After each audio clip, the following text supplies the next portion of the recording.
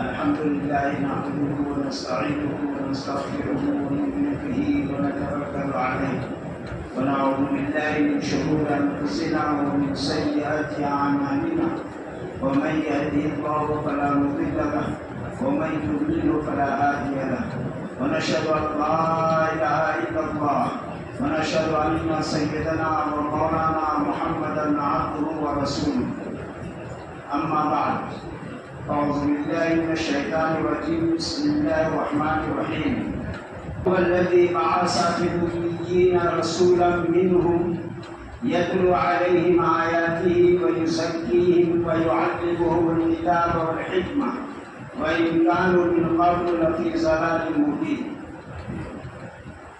صدق الله العظيم. عزیز طلباء،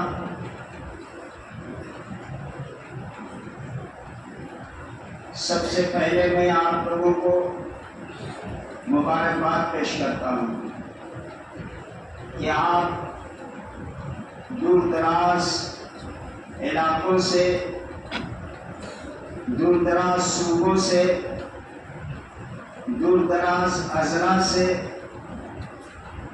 اپنے گاؤں، اپنی بستی، اپنے علاقے، اپنے رشتہ داروں، والدین، بھائی بہنوں اور محبوب اور معروف وطن اور اپنا محبوب میدان جہاں پر آپ کھیلا کرتے تھے، کودا کرتے تھے،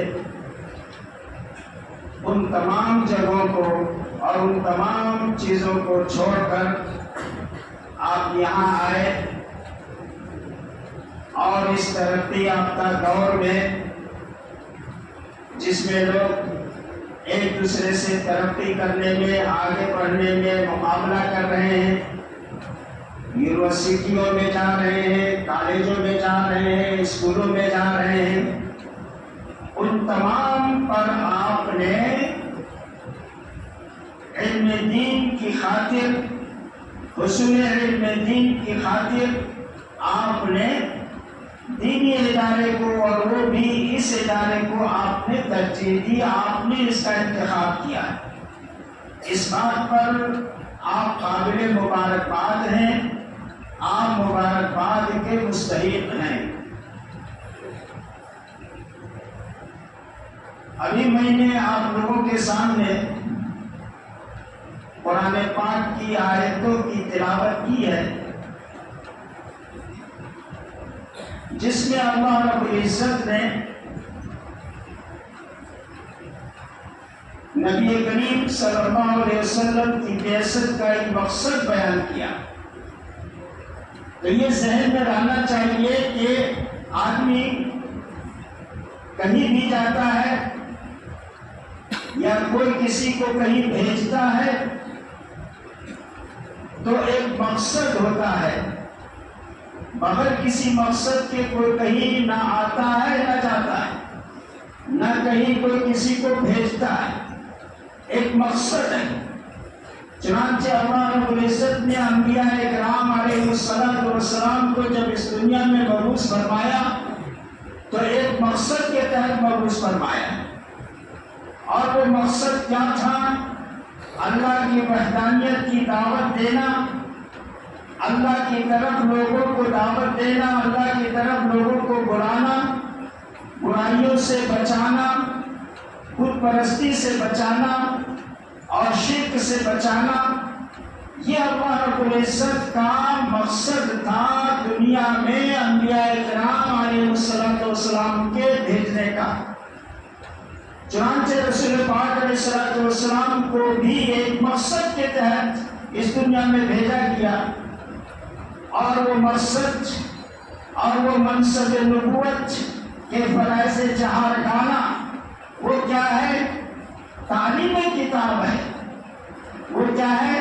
تعلیم کتاب ہے، تعلیم حکمت ہے، تزکیہ نفس ہے، اور درس قرآن کا پڑھنا ہے. اللہ رب العزت نے ارشاد فرمایا هو الذی بعث فی الأمیین رسولا منهم یتلو علیہم انہی لوگوں بھیجا؟ کہا یتلو علیہم، وہ ان لوگوں پر تلاوت قرآن، تلاوت کتاب کریں گے، قرآن کو پڑھ کر سنائیں گے۔ منصب نبوت کا سب سے پہلا جو حکم دیا گیا، سب سے پہلا جو مقصد بیان کیا گیا وہ یہ ہے تلاوت کتاب، قرآن مجید کی تلاوت کرنا۔ آپ تلاوت کیجئے، آپ پڑھیے اور پڑھ کر لوگوں کو سنائیے۔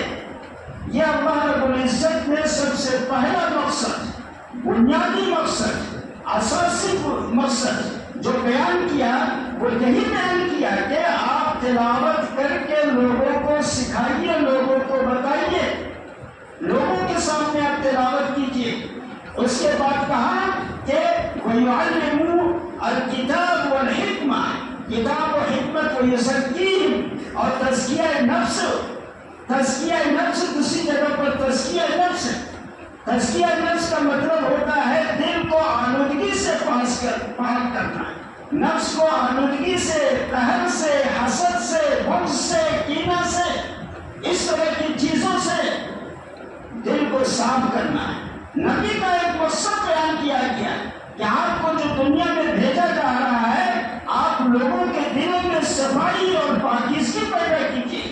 ان کے دلوں میں جو نفرت ہے، جو بغاوت ہے، اور جو بغض ہے، اور جو کینہ کپٹ بھرا ہوا ہے، جو حسد ہے، جو حرص ہے، جو طمع ہے، دنیاوی مفاد کے خاطر، دنیاوی حصول کو حاصل، دنیاوی حصول کے خاطر جو ان کے اندر دل میں پیدا ہو گیا ہے، اس کو آپ پاک صاف کیجیے۔ اس لیے کہ انسان دنیا میں اس مقصد کے لیے نہیں بھیجا گیا ہے کہ وہ دنیا جا کر کے دنیا میں دنیا کو کمائے، دنیا کو حاصل کرے اور وہاں آرام کرے، کھائے پیے، چلے پھرے، گھومے ٹہلے۔ اس مقصد کے لیے انسان کو دنیا میں نہیں پیدا کیا۔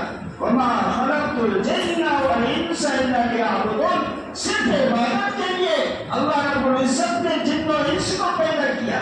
یہاں پر یہ تماشا گاہ نہیں ہے کہ صرف کھیلنے کے لیے اور کودنے کے لیے اور آپس طریقے پر، بیکار کوئی مقصد نہیں، بے مقصد کے دنیا میں انسانوں کو پیدا فرما دیا۔ ایک مقصد بیان کیا اللہ رب العزت نے، نبی کریم علیہ السلام کو دنیا میں بھیجنے کا ایک مقصد بیان کیا کہ آپ تزکیہ نفس کریں گے، لوگوں کے دلوں میں پاکیزگی پیدا کریں گے، ان کے دلوں میں جو نفرت ہے، جو بغض ہے، جو وثنیت پرستی کا خیال ذہن و دماغ میں چل رہا ہے، اس کو آپ ظاہر کریں گے، اس کو آپ دور کریں گے۔ یہ نفس میں جو آلودگی ہوتی ہے، یہ نفس امارہ ہے، یہ بری باتوں کا حکم دیتا رہتا ہے، یہ خرابیوں کا حکم دیتا رہتا ہے، یہ گناہوں کا حکم دیتا رہتا ہے۔ اس سے نفس کو پاک کرنے کے لیے رسول پاک علیہ السلام کی بعثت ہوئی، اور اس کے بعد کتاب کی تعلیم، قرآن مجید کی تعلیم، اس کا درس دینا، اس کے معنی اور مطلب کو بتانا، اور چوتھے نمبر پر بتایا کہ حکمت کی بات بتانا ہے۔ حکمت سے مراد حضرت مولانا عالمیہ صاحب رحمۃ اللہ علیہ نے بیان کیا ہے کہ علامہ سید سلیمان علیہ رحمہ کی تحقیق ہے کہ حکمت سے مراد اخلاق فاضلہ ہے۔ اخلاق فاضلہ ہے یعنی ایسے اخلاق کا پیدا کرنا جو رسول پاک علیہ السلام کے اندر موجود تھے، اور رسول پاک علیہ السلام نے اپنے اصحاب میں ان اخلاق کو تقسیم کیا، اور صحابہ اکرام رضوان اللہ علیہم اجمعین ان اخلاق کے ذریعے سے دنیا اور آخرت دونوں جگہ اللہ رب العزت کی نگاہوں میں وہ محبوب بن گئے۔ تو یہ چار چیزوں کو اللہ رب العزت نے نبی کریم صلی اللہ علیہ وسلم کی بعثت کا مقصد بیان کیا، لیکن اس کے علاوہ بھی اور ہیں۔ مثلا رسول پاک علیہ السلام کے سلسلے میں اللہ رب العزت ارشاد فرماتا ہے وَمَا أَرْسَلْنَاكَ إِلَّا رَحْمَةً لِلْعَالَمِينَ، ہم آپ کو دنیا میں پوری دنیا کے لیے رحمت بنا کر کے ہم نے بھیجا ہے، ہم نے آپ کو رحم کرنے والا بنا کر کے بھیجا ہے۔ یہ تعلیم ہے اس کے نائبین کے لیے، ان کے خلفاء کے لیے، ان کی اتباع کرنے والوں کے لیے یہ تعلیم دی گئی ہے۔ یہ جو رسول پاک علیہ السلام اسوہ لے کر کے تشریف لائے، جو رسول پاک علیہ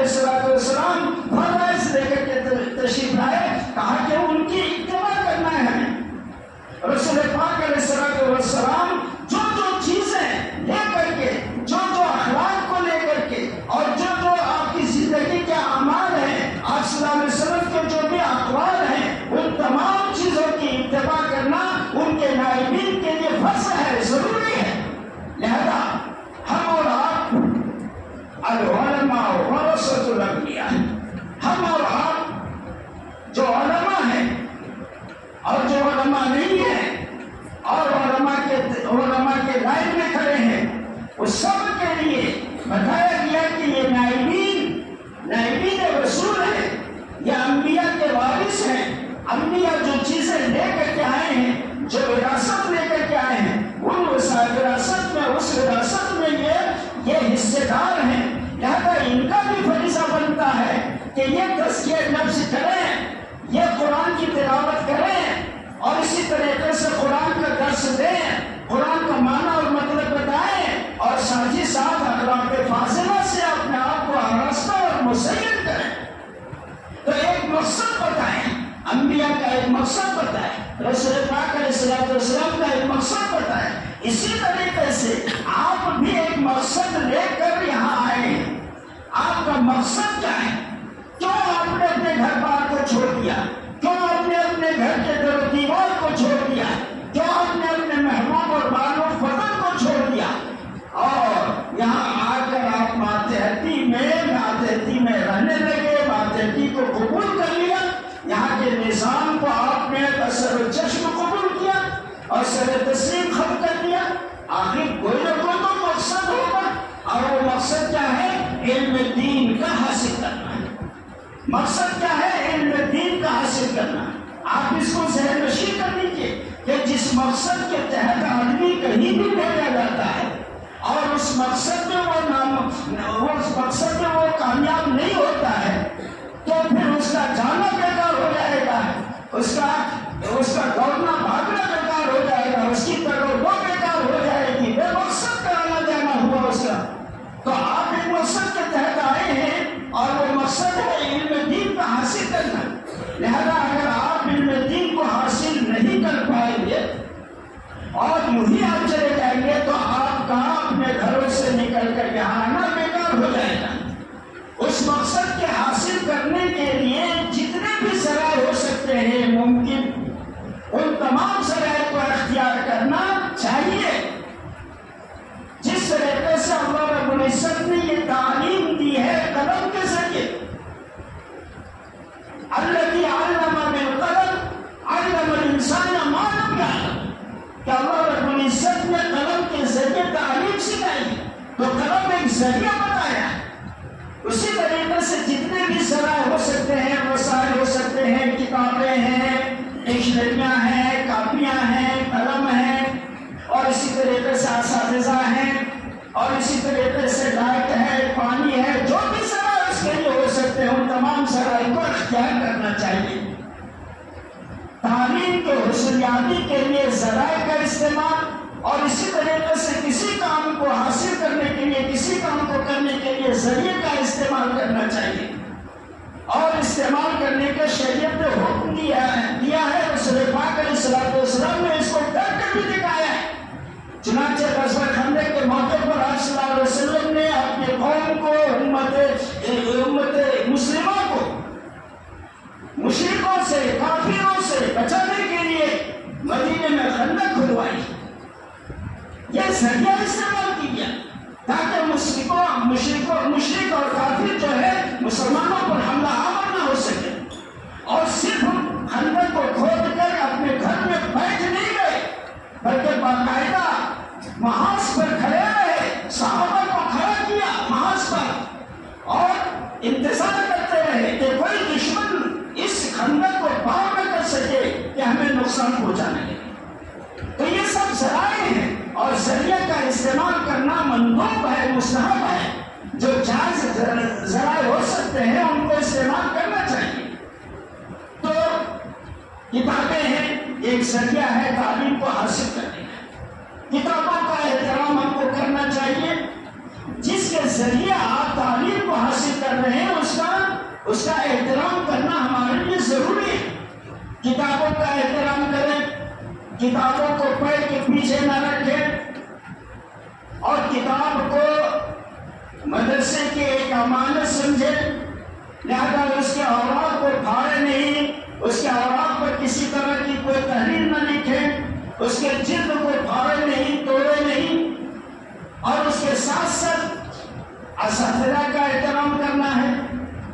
اساتذہ کا احترام کریں گے تو ان کے دلوں میں شفقت پیدا ہوگی، نرمی پیدا ہوگی، ان کی توجہ آپ کی طرف ہوگی۔ یہ جو ہے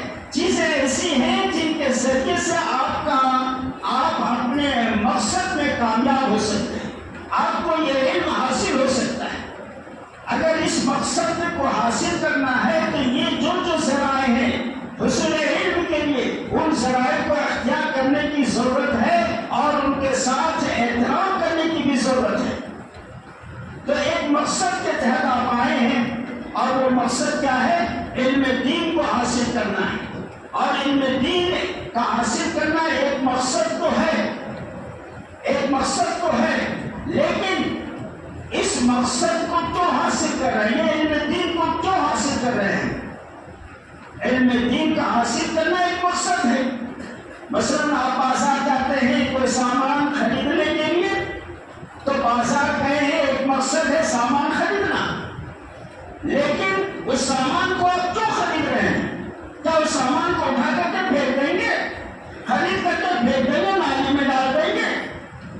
تو کوئی نہ کوئی مقصد تو ہوگا اس سامان کے خریدنے کے لیے۔ آپ کا جانا ایک مقصد، خریدنا ایک مقصد، اور کس کے لیے خرید رہے ہیں، کس چیز کے لیے خرید رہے ہیں، وہ بھی ایک مقصد ہے۔ چنانچہ علم دین کو حاصل کرنا ایک مقصد ہے آپ کے لیے، لیکن یہ علم دین کس مقصد کے تحت حاصل کیا جا رہا ہے؟ کیا کرنے کے لیے؟ کیا کسی یونیورسٹی میں کسی عہدے اور منصب کے متلاشی ہیں آپ؟ کیا کسی اونچی جگہ پر بیٹھنے کے اور فائز ہونے کے آپ درگاہ ہیں؟ اس مقصد کے لیے اس کو حاصل کیا جا رہا ہے۔ تو قرآن نے اس کی وضاحت خود کر دی، وَلَكِنْ كُونُوا رَبَّانِيِّينَ بِمَا كُنْتُمْ تُعَلِّمُونَ الْكِتَابَ وَبِمَا كُنْتُمْ تَدْرُسُونَ۔ تم علم دین کو اس لیے حاصل کرو کہ تم ربانی بن جاؤ، اللہ والے بن جاؤ، اللہ کے نیک بندے بن جاؤ، اللہ سے تمہارا ربط اور تعلق رہے۔ چنانچہ اللہ رب العزت نے ارشاد فرمایا انما یخشی اللہ من عبادہ العلماء، اللہ کے بندوں میں سب سے زیادہ خوف اور ڈرنے والے اور خوف کھانے والے، خوف کرنے والے اللہ کے بندوں میں سے سب سے زیادہ جو ہے کون ہے؟ علماء ہے۔ تو علماء کو بتایا کہ جو کتاب کی تعلیم حاصل کرتے ہیں، بما کنتم تعلمون الکتاب، تم کتاب کی تعلیم دیتے ہو اور کتاب کو تم پڑھتے ہو، خود بھی پڑھتے ہو اور کتاب کی تعلیم دیتے ہو، لہذا اس کے بدلے میں تم کو کیا ہونا چاہیے؟ کونوا ربانیین، تم کو رب والا ہونا چاہیے، رب سے تمہارا تعلق ہونا چاہیے، رب سے تمہارا ربط ہونا چاہیے۔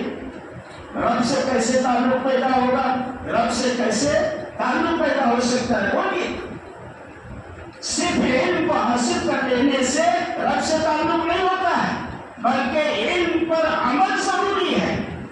جو کچھ آپ علم کو حاصل کر رہے ہیں اس پر عمل ضروری ہے، بغیر عمل کے رب تو پیدا ہو ہی نہیں سکتا ہے۔ اللہ رب العزت نے کہا کہ قرآن کو تم پڑھتے ہو اور قرآن کی تم تعلیم دیتے ہو، تو تمہارے شایان شان یہ نہیں ہے کہ تم ربانی نہ کرو، بلکہ تمہارے شایان شان یہ ہے کہ تم ربانی بنو، تم رب والے بنو، اللہ والے بن جاؤ۔ تو اللہ والے بننے کے لیے کیا کرنا پڑے گا؟ اللہ والے بننے کے لیے وہ اعمال کرنے پڑیں گے جو رسول پاک علیہ الصلوۃ والسلام نے اپنی زندگی میں کر کے دکھایا، کر کے بتایا، قولت بھی اور فعلت بھی۔ اللہ رب العزت نے ارشاد فرمایا وَلَقَدْ كَانَ لَكُمْ فِي رَسُولِ اللَّهِ أُسْوَةٌ حَسَنَةٌ، کہ تم لوگوں کے لیے رسول پاک علیہ الصلوۃ والسلام کی ذات اقدس میں، رسول پاک علیہ الصلوۃ والسلام کی زندگی میں ایک بہترین نمونہ ہے۔ تو بہترین نمونہ آپ صلی اللہ علیہ وسلم جس طرح چلتے تھے، جس طرح آپ کھاتے تھے، جس طرح آپ بولتے تھے، جس طرح آپ عمل کرتے تھے، جس طرح کی زندگی آپ گزارتے تھے اور صحابہ اکرام کو حکم دیتے تھے، اسی طرح کی زندگی اگر ہم گزاریں اور اسی طرز پر اپنے آپ کو ڈھالیں تو وہی اللہ رب العزت کا بندہ، کا قریب بندہ کہلائے گا۔ اگر اس طرز پر نہیں چلتے ہیں تو ہم اللہ والے نہیں بن سکتے۔ لہذا صرف فرائض کا ادائیگی سے اللہ والا آدمی نہیں بنتا ہے، فرض کا تو ادا کرنا فرض ہے ہی ہے، اس کے ساتھ ساتھ نوافل کی بھی پابندی ہونی چاہیے، تسبیحات کا بھی ہونا چاہیے، تسبیحات کی بھی پابندی ہونا چاہیے، اور نوافل کی بھی پابندی ہونی چاہیے، اور اس کے ساتھ ساتھ رواتب، سنن رواتبہ جو سنت مؤکدہ ہے۔ ہمارے طلبہ عام طور پر سنتوں کو ترک کتاب کی طرف زیادہ توجہ ہوتی ہے، سنتوں کی طرف توجہ نہیں ہوتی، تو اللہ والا وہ بندہ کیسے بنے گا؟ سنتوں کا خاص اہتمام کرنا چاہیے اور اسی طریقے سے فرائض کا اہتمام کرنا چاہیے۔ یہ نہیں کہ 2-4 رکعتیں ختم ہو گئی اور اس کے بعد چلے آ رہے ہیں کمرے سے اٹھ کر۔ حضرت مولانا علی میاں صاحب رحمۃ اللہ علیہ کے والد محترم مولانا سید حکیم عبدالحی صاحب رحمۃ اللہ علیہ نے اپنی کتاب تعلیم الاسلام میں تحریر فرمایا ہے کہ مبتدی طلباء کے لیے، چھوٹے بچوں کے لیے، یا جو ثانیہ خامسہ عالیہ اولیٰ تک کو سمجھیے کہ ان طلباء کے لیے ضروری ہے کہ وہ فرائض کے اہتمام کے ساتھ ساتھ وہ نوافل کا بھی اہتمام کریں۔ جیسے ہی آسان ہو تمام کاموں کو اس کو چھوڑ دینا چاہیے، ترک کر دینا چاہیے۔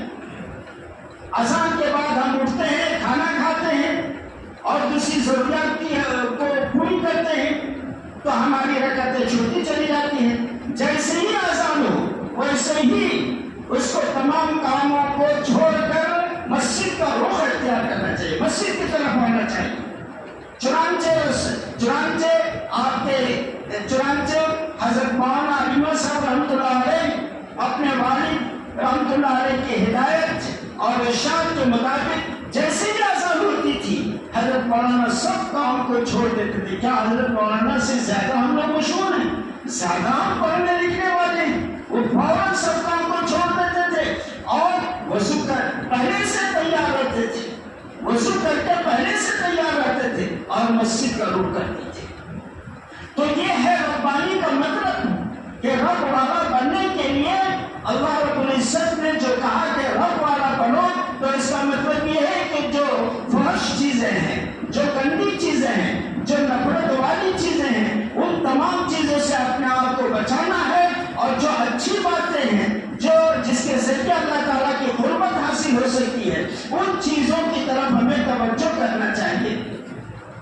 رسول پاک علیہ الصلوۃ والسلام نے علم کے سلسلے میں ارشاد فرمایا کہ جو طلباء علم حاصل کر رہے ہیں ان کے بارے میں خاص طور سے کہ علم و علمان، علم کی 2 شکلیں ہوتی ہیں۔ علم 2 طرح کے ہیں، ایک علم فی القلب فساکا العلم النافع، ایک دل کے اندر علم ہوتا ہے، ایک دل میں علم ہوتا ہے۔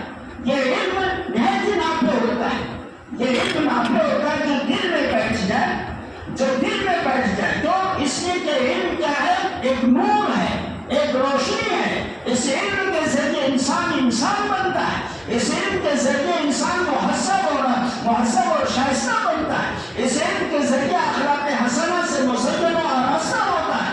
یہ علم اگر دل میں بیٹھ گیا تو انسان یقیناً انسان کہلائے گا، وہ انسان اپنے رب کو خوش کرنے والا ہوگا، وہ انسان اپنے فرض منصبی کو پورا کرنے والا ہوگا، وہ انسان جس مقصد کے لیے اس دنیا میں بھیجا گیا اور جس مقصد کے تحت وہ علم کو حاصل کیا اس مقصد کو حاصل کرنے والا بنے گا۔ وہ کیا ہے؟ لوگوں کو دعوت دینا، لوگوں کو اللہ کی طرف بلانا اور منہیات سے منکرات سے لوگوں کو بچانا اور کبھی چیزوں سے لوگوں کو گھیر کر آنا، اس سے نفرت دلانا، یہ اس کا منصب ہے اور یہی جو ہے اسی منصب کو اس کو خیال رکھنا چاہیے۔ چنانچہ بتایا گیا کہ علم و علمان، علم 2 طرح کا ہوتا ہے، ایک علم دل میں ہوتا ہے اور یہ علم جو دل میں پیوست ہوتا ہے، دل میں جا گھسے ہوتا ہے، دل میں گھر کر جاتا ہے، تو یہ علم نافع کہلاتا ہے۔ اس علم سے دنیا کو فائدہ ہوگا، اس علم سے صرف آپ کی ذات کو نہیں بلکہ دنیا کو فائدہ ہوگا، اور جہاں آپ جائیں گے یہ علم کی روشنی لے کر کے جائیں گے، لوگ آپ کو آنکھوں میں بسائیں گے، لوگ آپ کے سامنے اپنی آنکھوں کو بچھائیں گے اور آپ کا استقبال کریں گے اگر یہ علم آپ کے دل میں موجود ہے تو۔ اور ایک علم ہوتا ہے علم علی اللسان، ایک علم ہوتا ہے زبان پر، اور یہ زبان کا علم فضا کا حجت اللہ علی ابن آدم، یہ اللہ تعالیٰ کے لیے حجت ہے، دلیل ہے ابن آدم کے خلاف۔ یہ علم جو ہوتا ہے دماغ میں ہوتا ہے صرف، اور یہ علم قیامت کے دن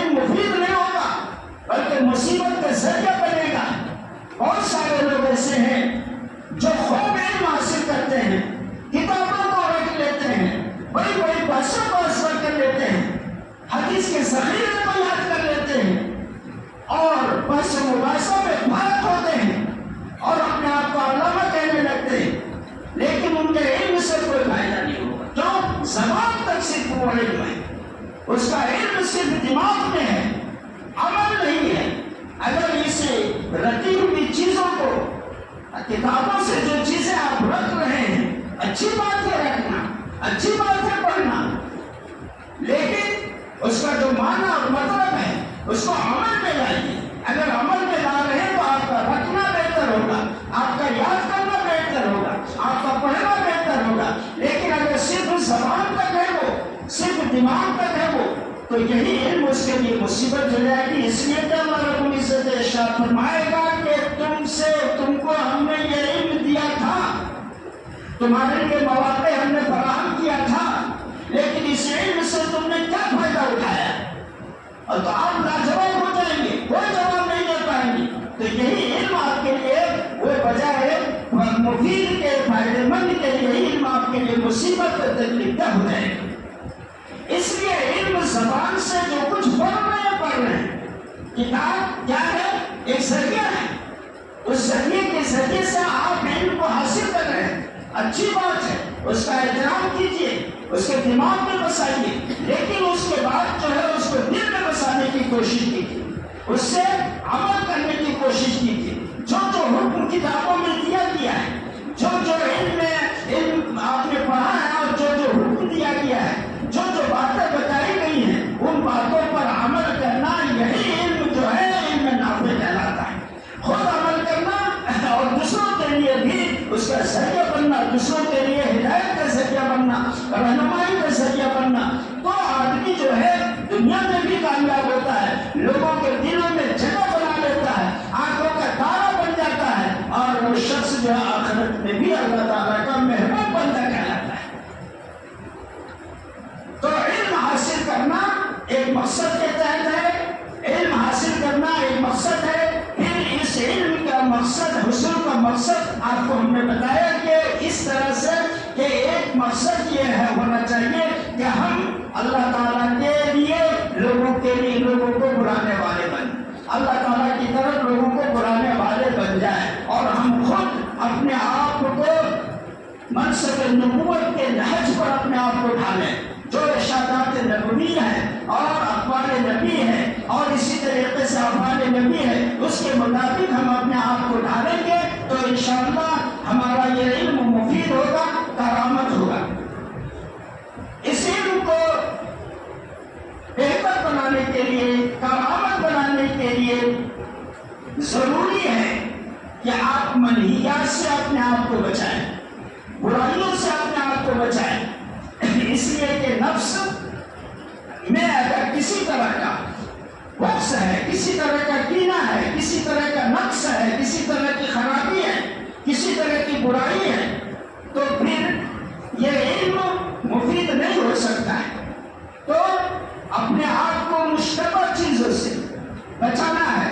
حدیث شریف میں آتا ہے، حضرت نعمان بن بشیر رضی اللہ تعالیٰ عنہ سے روایت ہے، وہ کہتے ہیں کہ رسول پاک علیہ السلام نے ارشاد فرمایا، حلال بھی واضح اور حرام بھی واضح، حلال و حرام کے بارے میں کچھ سوال کرنے، کچھ پوچھنے کی ضرورت ہی نہیں ہے۔ کسی کا مال چرا لینا حرام ہے، کسی سے مانگ کر کھا لینا یہ حلال ہے، تو حلال و حرام بالکل واضح ہے، لیکن ان دونوں چیزوں کے درمیان کچھ مشتبہ امور ہیں، لوگ عام طور پر اسے نہیں بچتے۔ اللہ کے رسول علیہ السلام نے مثال دے کر کے ارشاد فرمایا، جیسے کہ ایک چراگاہ ہے اور چراگاہ کے ارد گرد آپ کو معلوم ہے کہ میڑ ہوتی ہے، اور چرواہا اپنی بکریوں کو، اپنے چوپائے کو، اپنے جانور کو اس میڑ پر اگر چراتا ہے تو امکان ہے، ممکن ہے کہ وہ جانور چراگاہ میں منہ ڈال لے۔ تو یہی میڑ کیا ہے؟ مشتبہ ہے، اس سے بچنے کے لیے کہا گیا، اس سے پرہیز کرنے کے لیے کہا گیا۔ جس چیز کا حرام ہونا واضح نہیں، جس چیز کا حلال ہونا واضح نہیں، اس سے بچنے کے لیے، پرہیز کرنے کے لیے کہا۔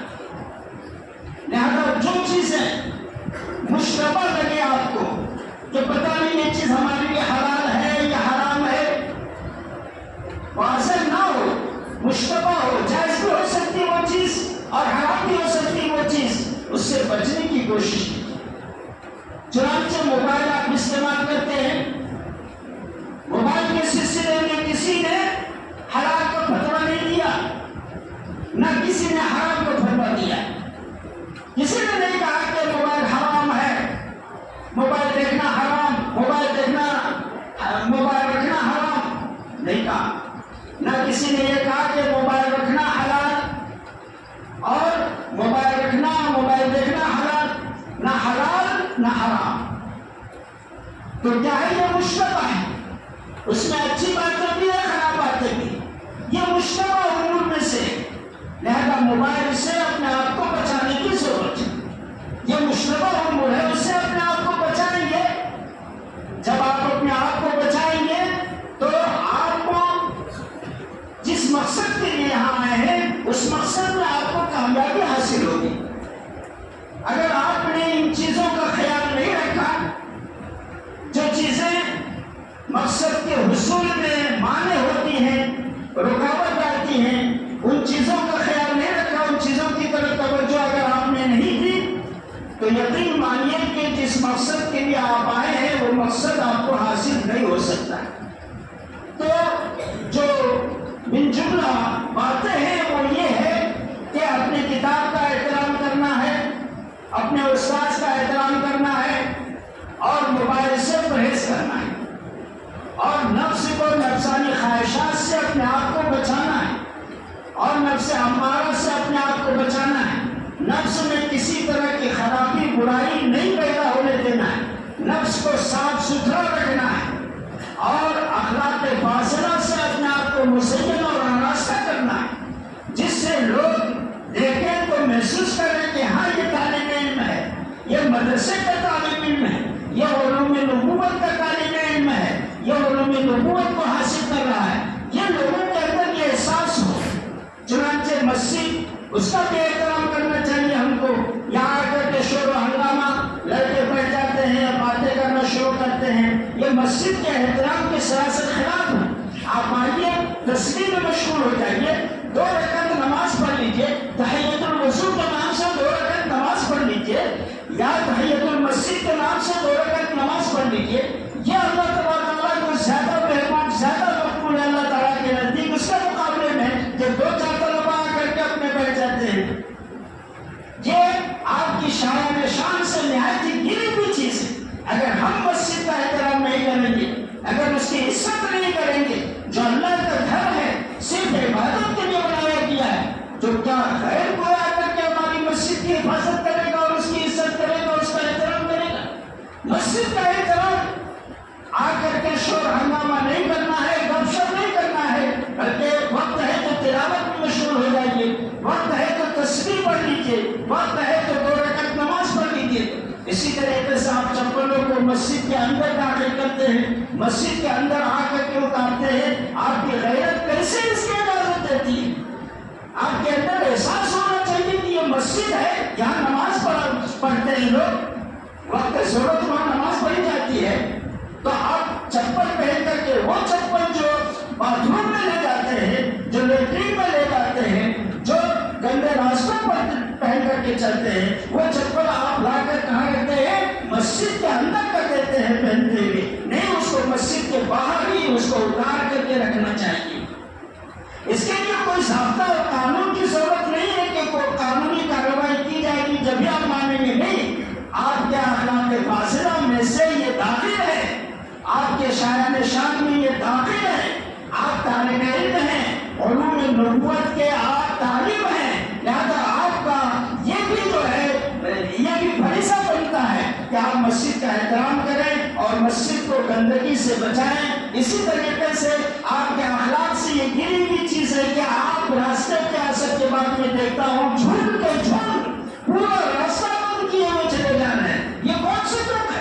یہ کس بنیاد پر ایسا کر رہے ہیں؟ کیا وہ راستہ صرف آپ کا ہے؟ سڑک صرف آپ کے لیے بنائی گئی ہے؟ آنے جانے والوں کو تکلیف پہنچاتے ہیں.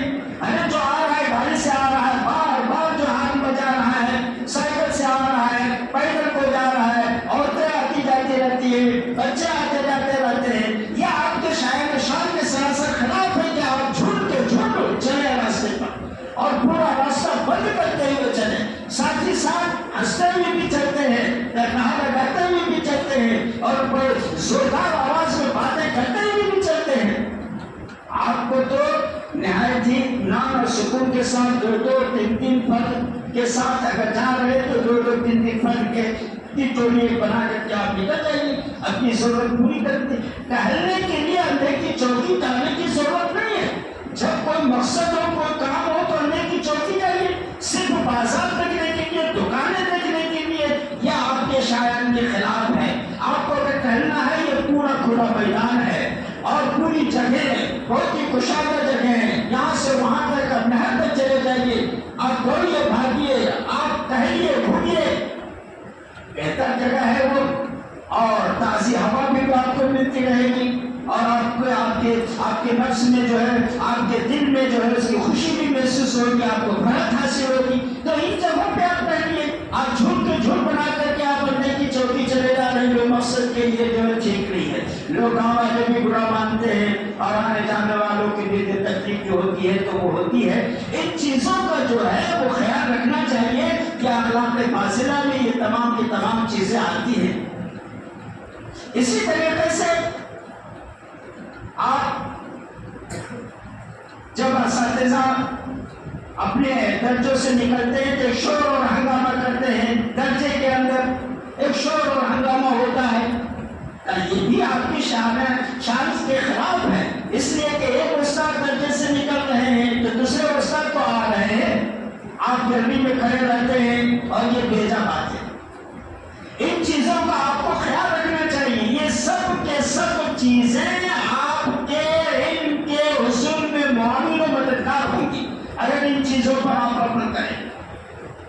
عزیزوں، یہ دین مکمل ہو چکا ہے، اب اس کے بعد کوئی شریعت نہیں آئے گی، اب اس کے بعد کوئی دین نہیں آئے گا، یہ دین مکمل ہو چکا ہے۔ اور اس دین کا میں ایک مذہب اللہ رب العزت نے رکھا ہے، اور وہ مذہب کیا ہے؟ رسول پاک علیہ السلام ہمارے لیے مذہب ہے، رسول پاک علیہ السلام کی زندگی ہمارے لیے اسوہ حسنہ ہے۔ لہذا رسول پاک علیہ السلام کے طرز زندگی اور صحابہ اکرام کے طرز زندگی کے مطابق اگر ہم اپنے آپ کو ڈھالیں گے اور علم کو حاصل کرتے رہیں گے تو انشاءاللہ یہ علم جو ہمارے لیے مفید ہوگا، کارآمد ہوگا، اور اس سے صرف ہمارے ذات کو فائدہ نہیں پہنچے گا بلکہ دنیا کو فائدہ پہنچے گا، دوسرے لوگوں کو فائدہ پہنچے گا۔ تو جس مقصد کے لیے ہم آئے ہیں وہ مقصد بھی حاصل ہوگا، اور جس مقصد کے لیے اس علم کو حاصل کر رہے ہیں وہ مقصد بھی حاصل ہوگا۔ اللہ تعالی ہمیں عمل کرنے کی توفیق عطا فرمائے۔ وآخر دعوانا ان الحمد للہ رب العالمین۔